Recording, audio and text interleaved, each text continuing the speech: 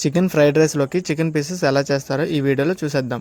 ముందుగా వాష్ చేసుకున్న చికెన్లోకి సగం ఎగ్ వేసుకోవాలి.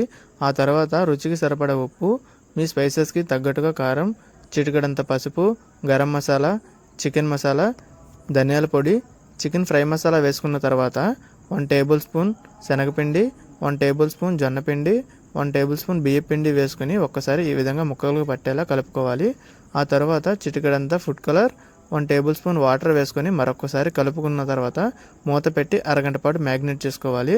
హాఫ్ అన్ అవర్ తర్వాత స్టవ్ ఆన్ చేసి కడాయి పెట్టుకుని ఆయిల్ వేసుకోవాలి. ఆయిల్ హీట్ అయిన తర్వాత మ్యాగ్నేట్ చేసుకున్న చికెన్ని ఈ విధంగా ఒక్కొక్కటిగా మొత్తం వేసుకొని కలుపుకోవాలి.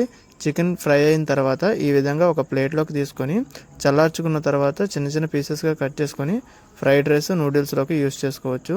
మీకు ఇక్కడ స్క్రీన్ మీద కనిపిస్తున్న fried rice full video link కింద డిస్క్రిప్షన్లో ఇచ్చాను, చూసేయండి.